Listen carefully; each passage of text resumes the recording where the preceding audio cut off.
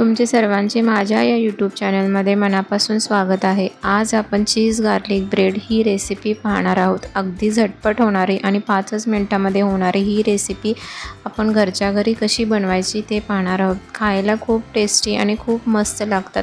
चला तर मग आपण रेसिपीला सुरुवात करूया।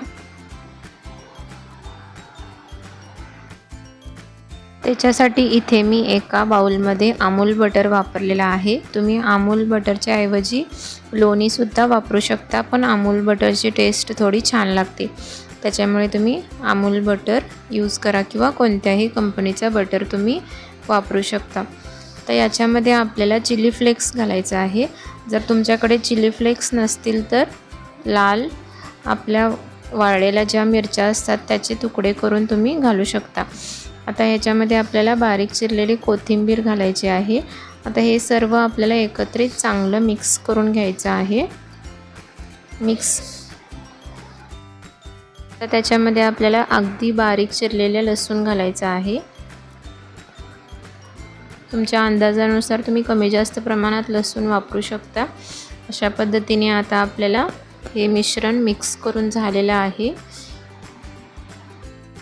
आता एका पॅनवरती किंवा तव्यावरती तवा गरम झाल्यानंतर आपल्याला तूप घालून घ्यायचं आहे। तूप किंवा बटर सुद्धा वापरू शकता, पण तुपाची टेस्ट ब्रेडला थोडी छान लागते, त्याच्यामुळे इथे मी तुपाचा वापर केलेला आहे।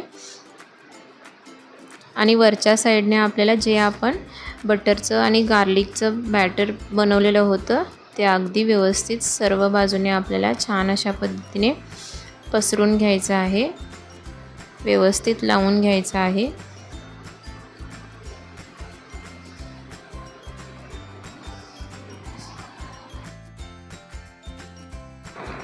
आता याच्यानंतर आपल्याला वरून थोडी बारीक चिरलेली कोथिंबीर घालून घ्यायचं आहे आणि भरपूर अशा प्रमाणात आपल्याला मोझरेला चीज वापरायचं आहे। हे चीज आपल्याला सहजपणे मार्केटमध्ये मिळू शकते। तुमच्या आवडीनुसार तुम्ही अशा पद्धतीने मोझरेला चीज घालू शकता।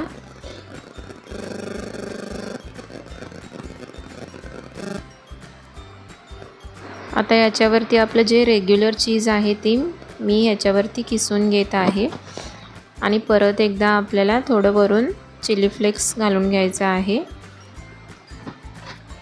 आता आपल्याला काय करायचं आहे, अजून एक ब्रेड घ्यायचा आहे आणि तो त्याच्यावरती घालायचा आहे। आता वरची बाजूसुद्धा आपल्याला चांगल्या पद्धतीने भाजण्यासाठी आपण थोडंसं तूप लावून घ्यायचं आहे किंवा तुम्ही बटरसुद्धा वापरू शकता।